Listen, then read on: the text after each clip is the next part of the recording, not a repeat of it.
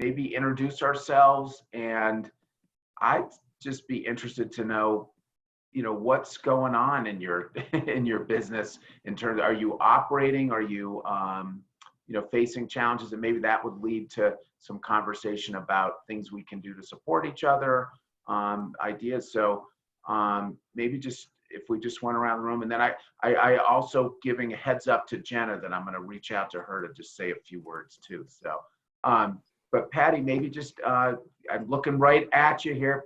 Just start with you. What's going on with you? What's the business circumstances, personal, whatever you want to share. Well, good morning, everybody. I hope you can hear me okay. Oh, yeah. Yes. I've been having Bluetooth headphone issues, which is just, I'm about ready to throw all my headphones out the window. Yeah, things are going well with my business. So I run a consulting business that helps social good organizations with digital marketing and operational efficiency. And one of the things that I've done during this time is basically said, if anyone is looking for free advice during this time of like how do you navigate COVID-19, from a marketing perspective, do you talk about it? Do you not? Like if you're an organization that's been affected by it, what do you do in order to kind of make up for the revenue you've lost or the programming that's had to be canceled? If you haven't been affected by it, do you talk about it at all? So I've had some really good conversations with some really good organizations around that. And so that's been nice to know that I can contribute in some small way. Yeah. And that offer still stands, by the way, if any of you know any social good organizations, meaning a nonprofit or a for-profit who's in the social impact space, chat with about stuff. I have these free open office hours going on right now. I think that's an awesome offer. Patty, so I'm just going to ask you the same thing I just mentioned to Debbie, but do you know about the Boulder Area United Business Response Group page on Facebook? Yes, I'm a member of the Facebook group. Awesome. Yeah, just a good one to post if you're comfortable with it. But I'll certainly, as I know of, seems like every nonprofit could use that right now. So be great to have that to know that we can connect you with folks. Yeah. And on a personal level, I decided to get a cat while I've been at home all this time. So that's been fun. Wow. Has it been a good adjustment? Yeah, he's a sweet little weird animal. I love him. My wife and I were total cat people, but we haven't had cats in a while because it's just too much responsibility. But just the other day, Molly, my wife, was perusing the animal shelter pages, and it was like, oh, it's a good time. It's a good time to get a cat. I know. It's a big commitment. Not as big as kids or something like that, but big. Well, so anyway, so anything else, Patty, or just good? No, that's good. Thanks. I love it. Nancy, what's up with you? That it was fun just reading a little bit about, and you and I had the chance to connect a little bit already, but just the social network person thinking about like, how do you do this business, a total transition to online, but just interested to know how it's going and what else is going on for you. Seems like a lot. Oh, you're on mute, Nancy. Mute. Okay, hold on. There you go. Yep. Am I unmuted? Yeah. Okay. Good morning, everybody, and getting up 8 o'clock in the morning, meeting John. Awesome. A pump, John. There's a pump. Yeah. Okay. So, so I do networking. I'm a big networker out there, and obviously a big person-to-person type doing the networking. And I thought this was all like a silver lining in a sense of going on Zoom and going online and meeting a lot of people and keep that connection going and the networking going. Yeah. And so on Fridays now I have it's called, oh my God, Debbie, Successful Networking. Okay, because Debbie was on it too. It's every Friday at 2:00. So if anybody wants to join in, they can just email me and I'll get you on the email list to sign on. Or you can look it up. Sometimes I have it on Facebook, so you can just come on in. And it's just really a place where you can, like what you're doing now, John, it's just getting in touch with people. Nice. And especially the ones that are isolated and not able to get out to really meet people. Mm-hmm. This is a great way because the forum is really good this way. It gives us some more kind of like a down home, natural feeling of actually talking to people, find out what problems they have, where they're going with it, and how we can help. Yeah. And that keeps that communication going and the network going. Yeah. And the other ways is being on the, and I don't know if people saw it, was on the social, on Facebook. I also on Saturday was my first kind of like going out to a meeting, but also with a mask and keeping myself protected.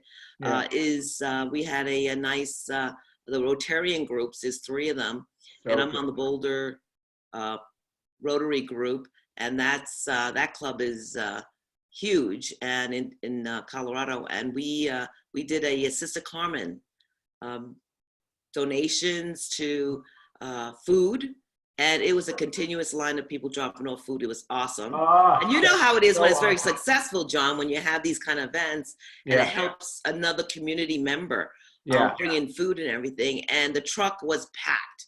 They had a Sister Carmen truck, was packed. A lot of people came through. A lot of photos already on the Facebook page, and we shared it with 3 other Rotarians, or they merged to do this, and we raised close to $4,500 to $5,000. Oh, is that beautiful? So that's very successful. Thank you, Elizabeth. And it was just one of those things that even if you're home during this crisis, there's still ways to help. Yeah. And that was just my first one in like over a month that I've been, stay at home. So things can be done. And I want to thank the Chamber and you, John, as always. I always plug you guys because I think you got a lot of information there. That's really awesome. And I hope you talk about the one that's coming up this morning at 9. It's with the Department of Labor. They're starting a PUA, and it's, I think you had to register for it. I think it's on their Department of Labor site. It's for the independent. For independent contractors. Yeah, no, totally. Yeah. Okay, so maybe you can talk about that later. Yeah, but things are good. I mean, I'm getting comfortable at home. Yeah. So. No, that is, I have to tell you, I feel like I connect very genuinely with people through this whole Zoom stuff. So I'm like, but for going to Capital One to get my coffee, it's like, wait a minute, this isn't so horrible. But there is that personal, just, looking someone in the eye, just being right there with them. Right. It's definitely a different situation. So we're going to all have to readjust back to that kind of a connection as well. And then obviously, it's going to be a slow transition with the masks and everything like that. But I think people are getting slowly adjusted to that just in their own daily lives and activities that they have to engage with. But no, you're right. The Nancy, I wasn't sure in the time it's hard. I didn't have it in front of me, but that training, but also we're talking about doing another one through the chamber directly, and on the independent contractors, the solopreneurs, and initially there was this rumor that they weren't invited to participate, for example, in the PPP program, the Paycheck Protection Program, and it was unclear what was going on. They are allowed, and we are. So if you talk to anybody, make sure to encourage them to apply, because that puts them in line for then what we're hoping to see, which is going to be additional funding coming from Congress to fund that. So really important. And then the other thing that a lot of solopreneurs and contract workers weren't familiar with too, is that they're being allowed under the new rules to apply for unemployment insurance. They're calling it, I forget, it's got some sort of like catastrophe. Pandemic. Is it called pandemic unemployment? Okay, thanks. That's coming up. Yeah, and Like that's 15, yeah. that's going to be super important because, listen, I mean, that's where the greatest risk is now, those individuals who traditionally don't have that kind of a vehicle. So I want to hopefully get those resources to them. So today's event, but then also I think we're probably going to try to do something either this week or early next week, just specifically for solopreneurs and contractors. So thanks for pitching that to me. You're welcome. Well, why don't we just, Lisa, just, I see you there. I don't see your face and you're on mute, but do you want to introduce yourself and just speak a little bit about what's going on in your work? Hi, sorry about that. I'm having internet issues. Oh, Yeah. So I met you last week at the after hours thing. so cool. Awesome. And I'm retiring and just want to get involved in the chamber a little bit more. So excited about that, Lisa. Yep, so good to see you again. Probably at some point we need to connect you with either Scott or Furley, who's on, or Kate Cook, just around just your specific interests and just some of the really good venues for getting engaged. We just have a number of just excellent, we always say there are essentially part of our team, the volunteers that participate, our ambassador program, and just a number of other activities that you can get involved in. So I'm excited to help support you through that. And also learn what your next phase of your career is going to be. I'm going to go ahead and put my email address in the chat box. Awesome. So they can get it from me if they're on this love it, call. Lisa. Perfect. That is so Okay. wonderful. Yeah, you're retiring from the university? Yeah. Yeah, that's right. I remember that now. And then interested to know, I mean, do you have any thoughts on what your next career move is going to be? Well, I really don't, because of what's going on right now. It's kind of hard to plan for anything. Sure. But yeah, I want to volunteer with the chamber and then maybe travel a little when we can travel again. And I have a list of 2 pages of things that, just come up. I want to do this and I want to do that. So, so I have a huge list of things that I would like to do. All I can say is I'm jealous. How's that? Well, I worked for the university for almost 28 years. So I've never worked anywhere else, and I don't really know anything else. And I went to school there. So I've been there for like 35 years since I'm 18. So, so I'm kind of ready to move on. Yeah, so good. You got to get out in the adult world. Right? Very good. Believe me, you learn a lot in the university. That's a pretty intense spot. So, you do, and it's interesting research that they do, and just being involved with students, and it's like its own little city, Yeah, so it is. Well, hopefully it's so critical to our economy. So we're fighting hard to make sure that they get funding support, because I mean, just things like all the kids that were in the dorms, they had to refund them for those programs, and that's a killer, because that's money that they don't have to pay off bonds that they have and funding commitments. And then now they're thinking about, okay, well, what about the fall? Are they going to be able to have classes? Are they going to be able to have the football team, which is a huge revenue generator for all the athletics? So it's a lot of questions and challenges they're going to be facing. So we're going to be working with them on all that. Well, let's do this one other introduction, and then I wanted to just hand over Jenna just for just a little bit. But Elizabeth, do you want to just, we were chatting a little bit about what your work was and what's going on, but maybe just a reintroduction now that we have the whole group here. Sure, thank you. Yeah.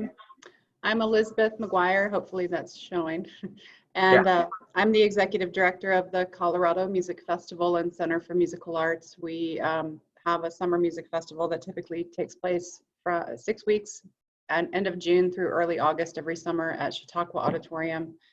And obviously that's quite up in the air because we bring in about 100 musicians and another 25 or so guest artists from all over the world. And so that's not looking too promising this year, I'm afraid.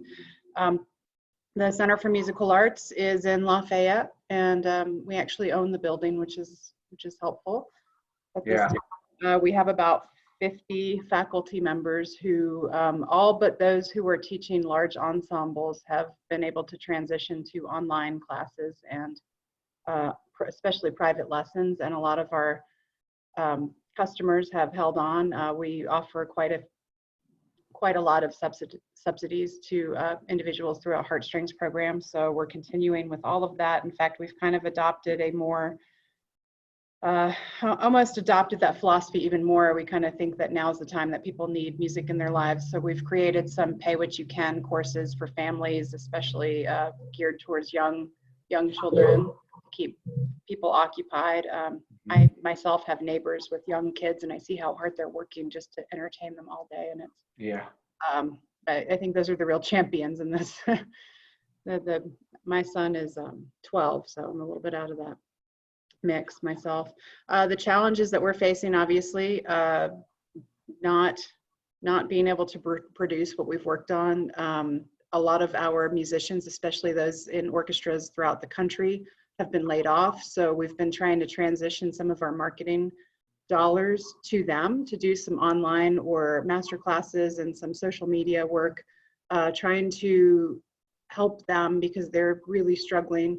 That's the story with arts organizations across the country, is that we are going to be very likely the last of the stage to be allowed, the final stage of re-entry, if you will.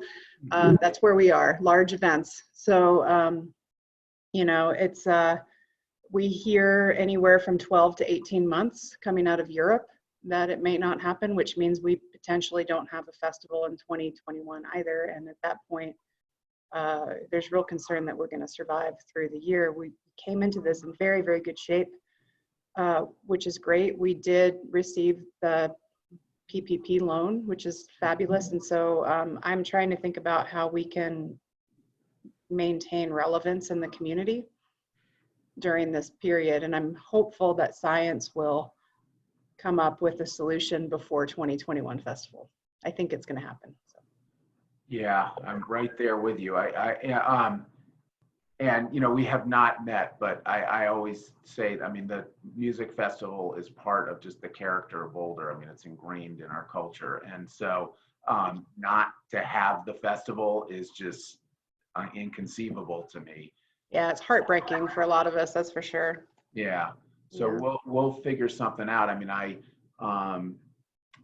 think, boy, if there's some way to bring even the chamber part of the performances together locally and outside venues or something where people can spread out. So let me know if there's any sort of support, like in the park, connecting with the parks so that they could create these outside venues. Yeah. Or of course, marketing. We certainly want and I'm very, very concerned about Chautauqua. Yeah. I know they've had to lay off a lot of, the meat and potatoes of the Chautauqua budget is the hospitality piece, the cottage rentals. Yeah. The auditorium is a sliver. It's important to them, but it's a small piece of the pie, and the restaurant, so their main revenue, hospitality and restaurant. Yeah. And so I'm concerned about that.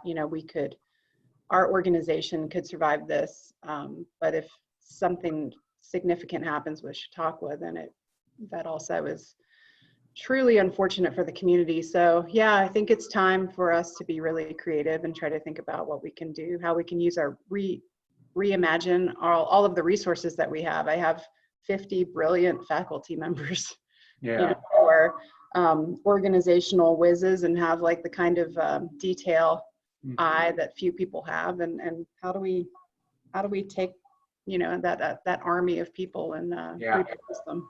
Yeah. I hear you. And yeah, it's funny. There's a neighbor down the street, but also, I don't know how many people know Jeffrey Cash, who is the events director for Elevations to. Amazing guy. I'm aware of him. Yeah. Yeah. Well, his husband is Jeffrey Nitch, who is the head of entrepreneurship in the music department at CU. Yeah. And I love the work that they do, because essentially what it does is what you're describing, and it takes these creative minds that have applied it to music, but then they have so many other skills that are just, the nature of creativity and mathematics, data. I mean, a whole series of talents that can be applied to other industries, and just thinking creatively about how do we deal with this environment that we're in. So I was just having that conversation with my neighbor and saying, hey, you need to connect with Jeffrey. But yeah, I know Jeff. Yeah, I mean, and again, I know the other Jeff is Miss Ida Bagel. So exactly. Much more familiar with that personality. It's just amazing. I don't know how many people have ever seen him, but then it's she, transgender performance. Oh, fascinating. Genius. Yeah. Well, let's do this.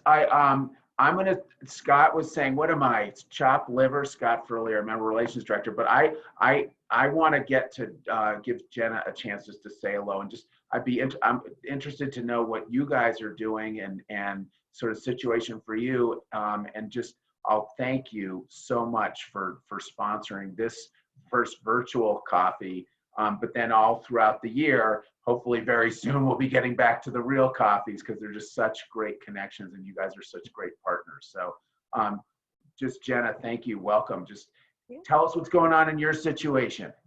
Absolutely. Thanks, John. Uh-huh. Yeah, so it's our pleasure to always sponsor these.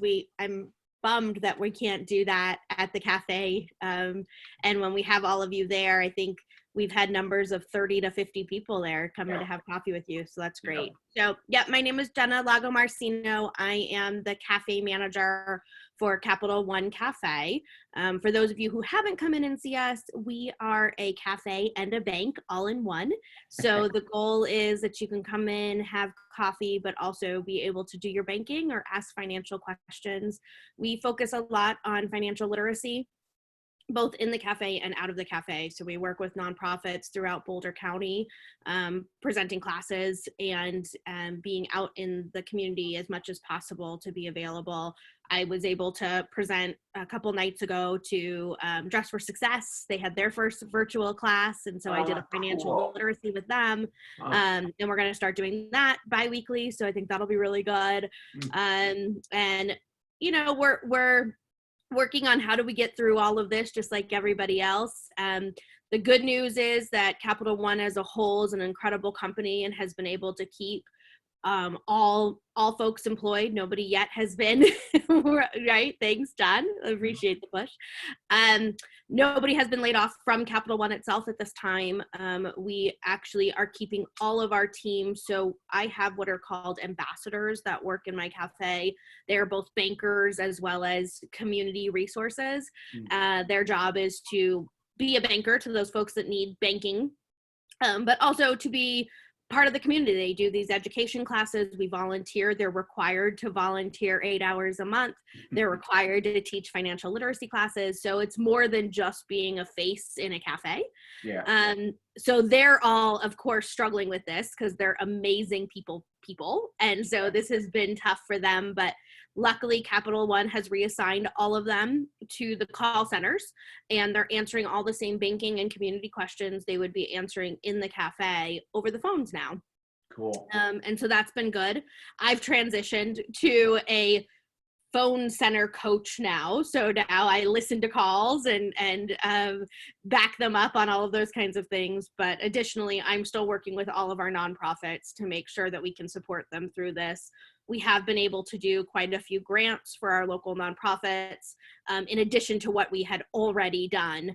And we've always had kind of a pretty significant list of requirements for those grants for what the nonprofits had to complete or do as part of the awarding of the money. And this year, for the rest of the year, we've forgiven all of those requirements. So it's just a grant, and we just want to support our nonprofits. So feeling really good about all of that. You know, we're right there with everybody and trying to figure out how do we support the community, especially keeping Pearl Street as beautiful as we'd like it to be. We have struggled, just along with everybody else, of having some homeless folks trying to sleep in the vestibules at the bank and all of those kinds of things. So dealing with all the same issues that everybody else is dealing with and working together to make it all happen. But really glad that we can still sponsor this and be here for you guys. Oh, it's awesome, Jenna, just to connect with you. And just, it is true. I just love the people that you bring into your work environment, and they all are such just friendly, outgoing folks. So I imagine it is a struggle for them.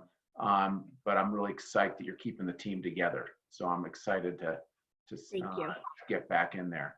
Yeah, they're ready. They keep asking. They're ready. They want to come back. They want to get back in the community. They've asked about all their volunteering, you know, and it's day by day. I think Capital One as a whole has kind of agreed that we'll go with each state. So with our 44 cafes that we have across the country, whatever the state tells us is when we'll open back up and be ready to rock and roll. We may not open up with our coffee shop right away, but we'll at least open up as a bank. That's awesome. I know what I have in my wallet. Yeah, good. I have it. We like when it's seriously. Actually, I mean, it is. I have to tell you, you know, some people say, and I've asked you a million times, what's the how does this all work? But it's like, you know, just the fact that I go there, I've got a credit card because it's, you know, discount coffee, and so it's that in and of itself, genius move. So that's right. Yeah, and I think the goal to be a community hub is, and it's working. You know, we were open January. We were open 3 years. Wow. Yeah, pretty cool. Debbie, can you believe it? You were one of my originals. So cool. We've been really successful. So it's thanks to you and everybody else that comes and spends time in the community. And we feel very thankful for everything that has worked well in Boulder. And our Denver location is also going through the same thing. They're down on the 16th Street Mall. So they're also closed, and their teams are also doing call center from home. So hopefully we'll be able to open back up and support the community again very soon. Well, I know it will. I mean, I things are gradual, but it will come. So, well, thanks, Jenna, and thanks for the support. And of course, thanks for having me. Well, I thought we'd do a couple more things. So one is, I just want to give Scott a chance to say hello and just see if he had anything he wanted to offer to the group. And then I just thought I'd say a couple words just about some things we're doing and just sort of how I'm sensing things going forward. And then just see if there's anything else anybody wants to bring forward for the group, questions, et cetera. Does that sound okay to you guys? Sound like a good plan? So Scott always has good stuff to offer. So Scott, anything to share with us aside from Green Bay Packers stuff and, you know, that?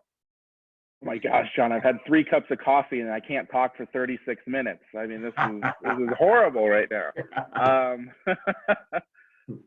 So it's so good to see everyone's faces. Definitely looking forward to a little bit more normalcy in a few months, hopefully. But yeah, there's a few things that we have going on at the Chamber this week. So you may or may not know, but it's the 50th anniversary of Earth Day this Wednesday. So we are having a lunch and learn that's looking at the environmental operational effects of stay at home during COVID-19. So we're gonna have panelists. I'm putting the link here in the chat so that you can register if you want to go to that. But then also we have our first virtual member orientation happening Thursday. So Lisa, I'll get an email out to you today, but if you wanted to come to that, I'm gonna put that link in the chat as well to learn a little bit more about the Chamber and do our orientation virtually. So those are 2 things that we have going on this week. So the chamber is just constantly busy, always updating. If you check on our website, Nancy mentioned it a little bit, we have an amazing business resource and community news section that's updated daily during the week with camera articles, federal, state, city information. So it's a great resource to visit. So, John, that's all I have. Just good to see everybody, and good to talk to people other than 8-year-olds and 3-year-olds. My kids run around this morning. Very good. Actually, Scott's been doing a lot. In fact, we've gotten some great volunteer support, and I know Debbie and Nancy have been involved, but we reached out to every one of our members and checked in with them just to get a sense of just what, A, that we're out here for them, but B, just what do they need? And just incredibly, compelling stories. Talk about, wanting to talk to somebody other than an 8 and 3-year-old. A lot of these business leaders are isolated, and just having this connection was so incredibly valuable.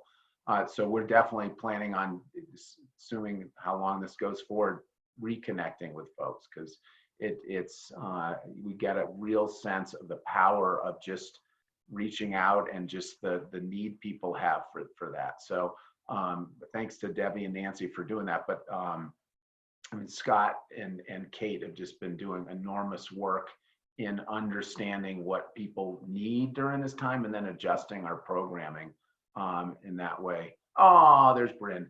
Hey, Bryn. So I just real quick, I thought I'd just give you a sense of just where things seem to be from just the economic perspective, but then just sort of how I see things unfolding. And so just briefly on the economic perspective, there's no question. This has been a gut punch to what was an incredibly strong economy. It was, everybody says, it's like pre-COVID a month ago, and then, wave hits us, and, just like Elizabeth was saying, a lot of nonprofits in solid position and really getting excited about implementing their plans for the year. And then same with small businesses, large businesses, et cetera.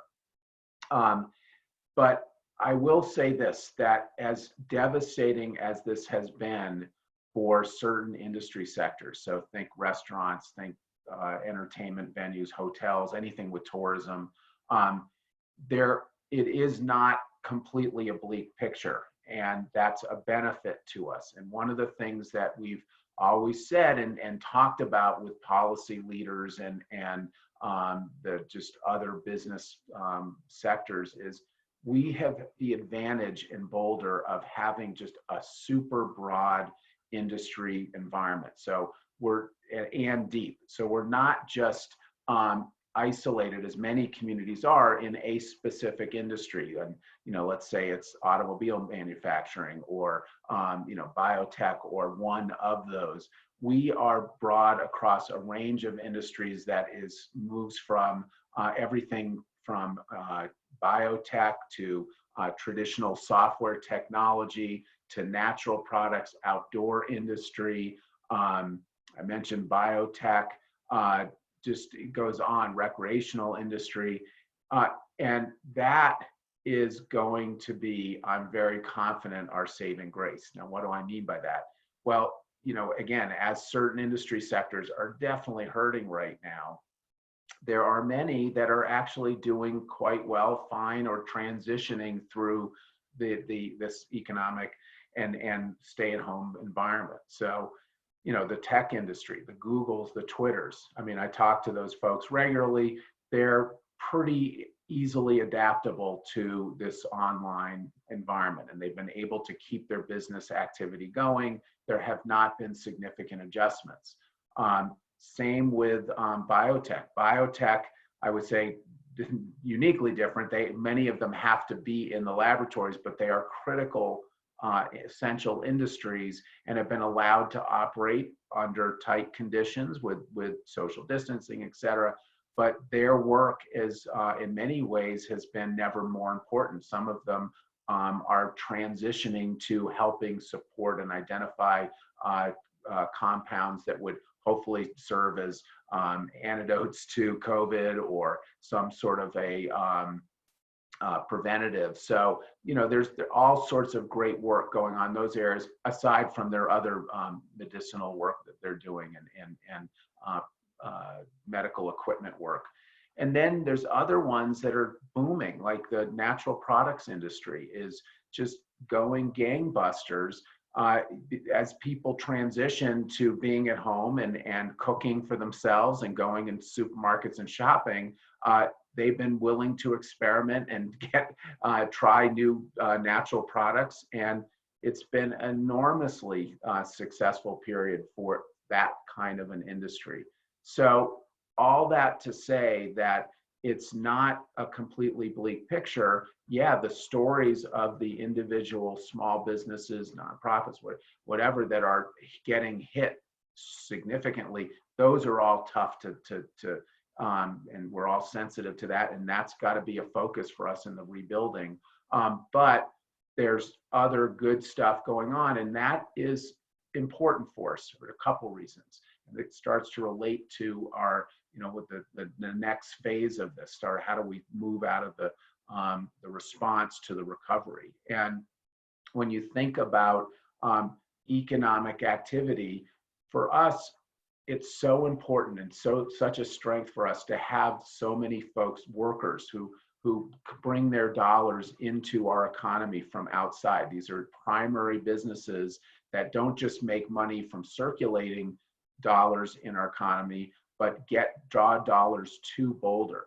And those dollars then are going to be still available because in many of those industries, people are continuing to work and they're continuing to have employment opportunities and wages that can, as soon as things open up, allow them to go to our retail stores, allow them to think about going back to restaurants and spending money on our local activities. So that hopefully is a sign for us that we're going to be able to build back some of those other industries that have suffered a little bit quicker, especially as we identify strategies for them to do it safely.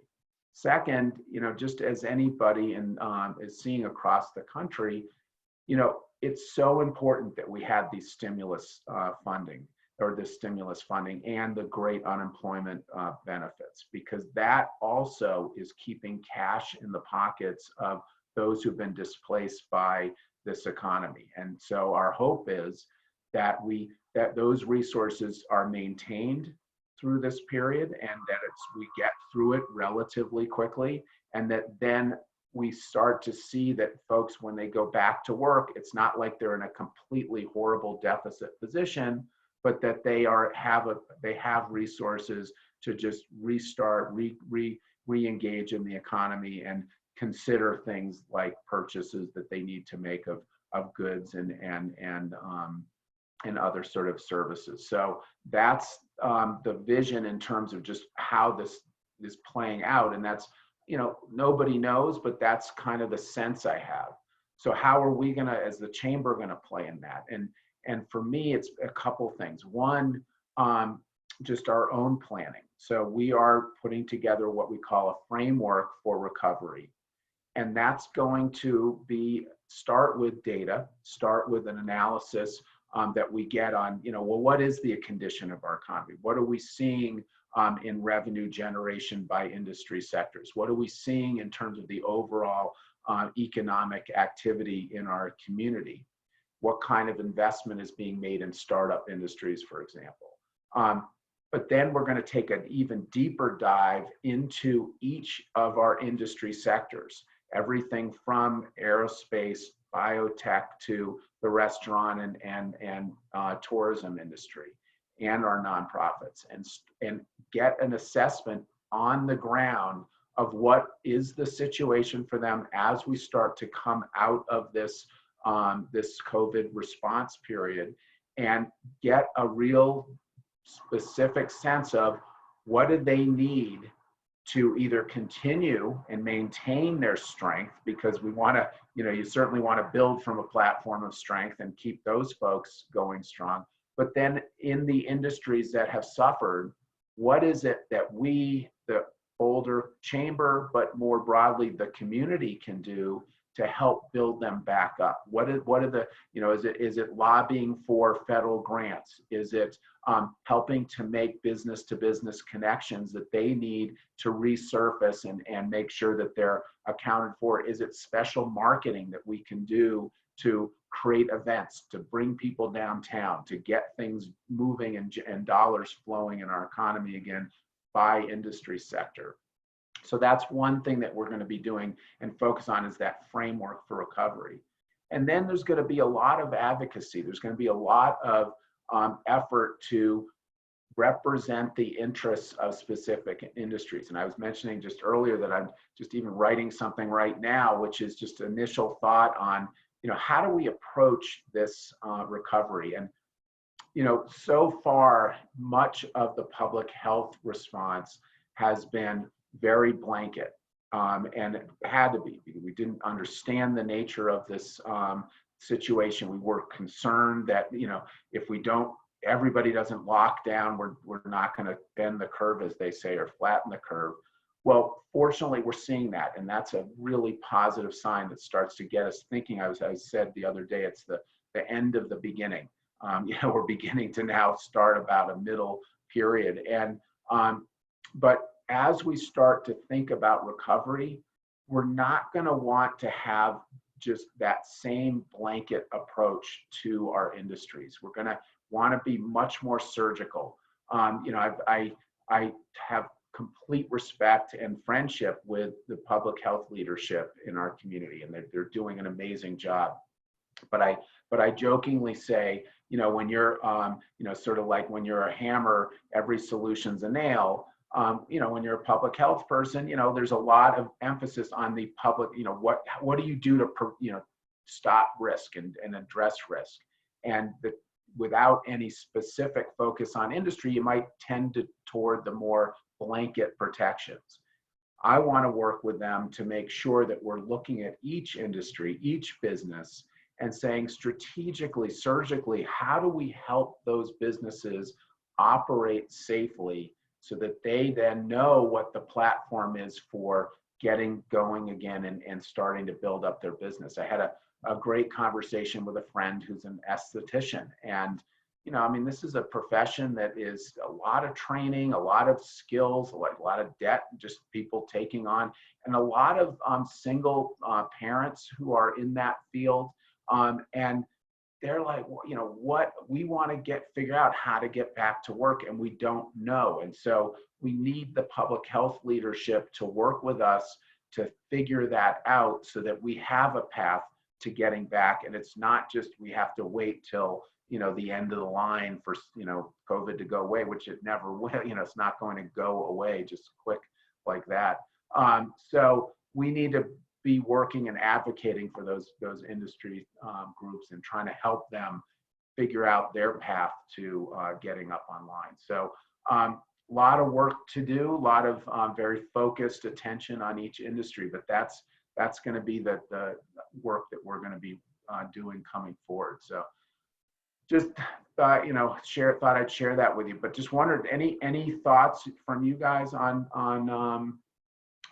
what I just said, or anything else that we missed in the conversation that might be helpful for the group? But I see J-Lo, I think, is on. Is that J-Lo? Yeah, I could say, it's hard to say. It is. But I was like recognizing it from last time we saw each other. I was like, oh. So sorry I jumped on late. It's so good to see you though. I'm in one of the industries that is still pretty booming. So I got hammered this morning with connection issues and different client needs. So I was a little delayed, but good to be here and catch the end of it. I'm so psyched to have you. J-Lo, do you mind just real quick, just tell people who you're with? Sure. and so, what's up? Yeah. J-Lo is what everybody at the chamber knows me as, just a nickname, Jennifer Luoma. I work at Altitude Integrations. We're a local IT company. So we do business IT services, kind of your outsourced people who don't have that in-house. We've been in Boulder. A lot of people know it as I Support You. It's been about 10 years. And then we went through a rebrand, new owner, and switched to Altitude Integrations. But one cool thing I would love to just share is we're doing a live kind of Q&A for businesses that have questions about security and transitioning to these remote environments. And so it's going to be on a Google Hangouts next Tuesday, the 28th at 1 o'clock. I'm happy to email any of you the link, but just a place if you have tech questions, security questions, anything for your business tech related. We have one of our top engineers and the owner are going to be on the Q&A and just answering questions. And then we also launched something that is kind of Ask the Experts. You can submit questions on our website, and we are just trying to help people in the community. There's just a lot of unknown as people transition and they're facing new environments that they hadn't thought about how to keep that secure when people are working on their home laptop now, or just different stuff like that. So it's the only helpful piece of information I have there, but let me know. You can put your email. I don't know the easiest way to send that out if you want to chat your email Put it in the chat. Yeah. I'll send you the link, but if you have any questions about security or just tech, yeah. JLo's awesome. And you know, I would also say, I've mentioned this a couple times, but the Boulder Area United Business Response Group page on Facebook, definitely post that there. That's I don't even know about that service. Yep, it's Boulder Area United Business Response Group. So that's awesome. One I definitely urge you to use. And it's also a place to post things that you need. So, you know, for other folks who are on this call, you can post a need up there and folks respond, hey, Bear.